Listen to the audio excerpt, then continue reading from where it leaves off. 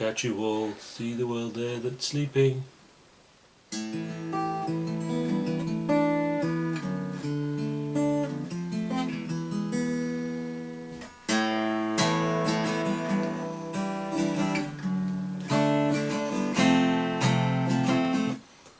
Baby, baby, I've got to leave you. That's strange. Yes, hello. The Thunderthief. Thunderthief. This is not new. I bought this. This is the slight problems you can have with Amazon. You buy things directly from Amazon, great. There's an ethical consideration there, whatever. But when you buy from their sellers, it says new. But I mean, you look. There's a tatty bit there. There's a tatty little. See, that's not new. They've just put it in a bag. They've put an old one in a bag. That's impressive. It's quite cheap, but it's still, you know. I wonder if they saw what that album was under there. See if anyone spots that. Yeah. But the reason was, of course, Amazon didn't have it. It's only available from these sellers. It's like it's really obscure. It's a John Paul Jones album. It was quite out in the media when it came out. You know, big review on the BBC and all that kind of stuff. And it's better than the first one, which is saying something. You know, you would expect something much the same, but this is a step up, and it's a step out. You know, much more diverse. He consolidated what he had. And what was good about that, and the fantastic bass riffs, and some really nice acoustic stuff, and some bluesy stuff, and all sorts, you know. And it's quite proggy, more proggy than the last one. Dirty riffs, you know, like King Crimson in the Delta. If King Crimson was from America or something, actually, you know, when King Crimson do blues, it's not blues. This is actual blues stuff, and the crimsony proggy kind of thing. But it's really varied. There's even some proper Moog stuff on there in the middle of it as well. So it's really good, yeah. Yeah, it's a really interesting album. And sort of the Thunderthief thing sort of evokes the Stephen Wilson kind of Raven sort of thing. Because it's a sort of those kind of dark fairy tale type thing. Why didn't he go... What? And this is the thing. Why didn't he make more of it? Not just more albums, but maybe more of that and turn it into a concept or... You know, it's like... There's this spark of genius on these albums. Why aren't you doing anything? Why are you just doing other people's stuff? Because I would imagine that 90% of music is just bollocks. And what he likes doing is writing cool music. Which might explain why he went on that label. Yeah. Because it's all about, theoretically, it's all about good music anyway, basically. Good stuff. Obviously, the big thing about DJing was you own your music. Yeah.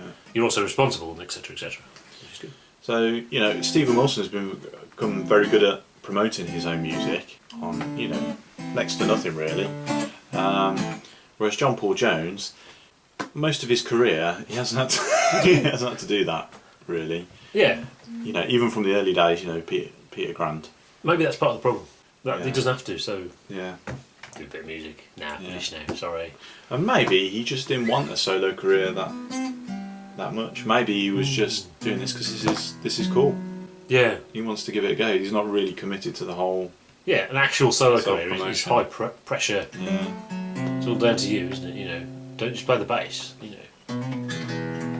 The Urban Dictionary says a thunder thief is someone who takes something away, stealing your thunder. So is that a Page and Plant? Maybe, or he's saying, well, Page and Plant, that was rubbish, weren't they? Look at this. This is what I do. No walking into Clarksdale here. Yeah, I mean, that would be interesting. But was there animosity from John Paul Jones towards... There was briefly. Was I think genuinely. I don't think it was just a joke. I think it was in good humour, but I think genuinely Robert Plant had to get down on his knees and apologise. Yeah. Not inviting him to the party. Because you don't get that sense anymore, do you? No, yeah, I'm sure that's what it originated. I mean, there's not enough space for them in the band, and you see that in Led Zeppelin. There's this essence of John Paul Jones there, but obviously Jimmy Page was 50% of the band probably. So John Paul Jones got squished out. So in a Page, Plant and Jones situation, there's not enough room for everyone's uses. So you know that's an issue. The other thing I realised, someone commented and said, "Oh yeah, I saw him at this club." The club? Of course he played clubs. Of course he played clubs. He was not going to play stadiums, is he? You know, Page and Plant played stadiums and arenas. I saw them at the NEC. They were very far away, little specks. And they're like, he's got to have a reason to do it. And whether that's artistic, maybe, he's achieved it with this, done it now. Yeah. Why would you do another one? But also, it's got to have some sort of incentive. And if he's gone from Led Zeppelin to playing little clubs and nerds coming and saying, "Oh, she's very good music," maybe that's not enough. And he did it. He did 2 albums. It's not like he just did it once and then disappeared. He did 2 albums and it had an upward trajectory and all that. So Yeah, you're probably right in the sense that when you talk about Led Zeppelin, everyone talks about Page and Plant and John Bonham as this force of nature behind the drums, and John Paul Jones gets hidden away by that. And maybe this is his statement to say, look, I was important to the whole thing. Yeah. And this is the kind of quality stuff I can do. Yeah, he proved himself. Yeah. But then that was it. Let's finish then.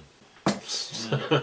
Back to making other people's albums. Yeah, disappointing. Yeah. And like I said last week, he's been last few years, last 6-7 years, he's been very active. But he still hasn't, I mean, they did the album with Dave Grohl, which is alright, but it's Dave Grohl shouty, which is alright. This is fantastic. Fripp, he's on the opening track, which adds to the vibe actually. It makes you think, oh yeah, that stuff. So you've got the stuff with all the stuff going on. It's called Leafy Meadows. She's expecting, but maybe Zuma wasn't so widely released, so maybe a lot of people would have bought this thinking Leafy Meadows. Oh yeah, John Paul Jones in the Leafy Meadows, and it's which is great. Yeah. Interesting. The second track has vocals. 2 tracks have vocals. Oh no, sorry, more than that. 5 tracks have vocals. And it's one of these things where some of it is definitely him singing. Some of it is that him singing? Is it really? Thunderthief is one. He had a lyric writer on 2 songs. One of my favourite songs on there actually.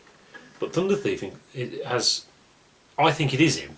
Obviously there's a lot of effect on the vocals though, so it's like a heavy thing, But I love Ice Fishing at Night.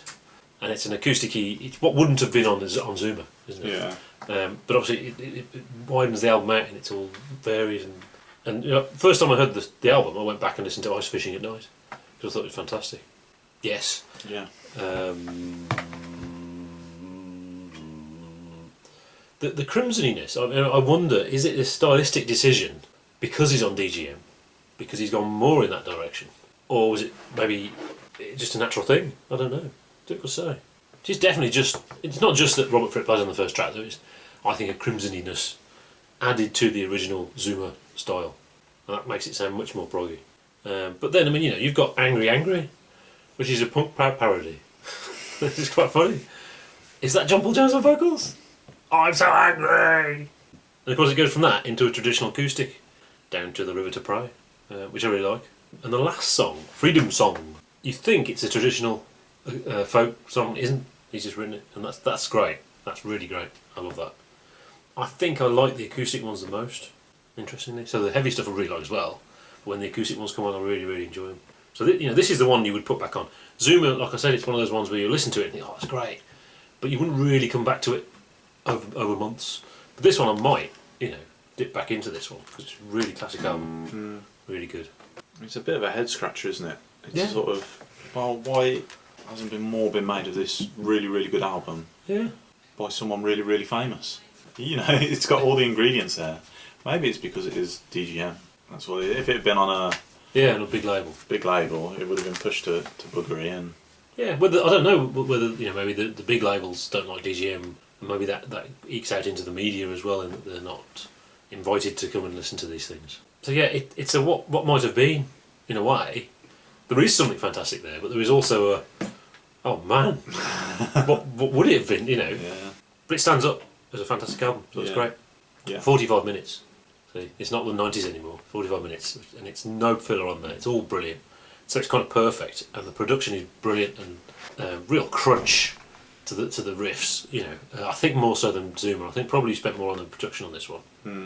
And the cover and everything, like you said, it's stylistically, it's just great. So I think I'm going to give it. It's kind of 4.5 eggs, but I'll give it 5 eggs.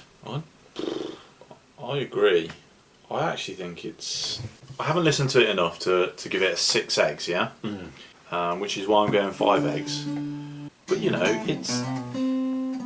it's good enough. You know, the craft is there.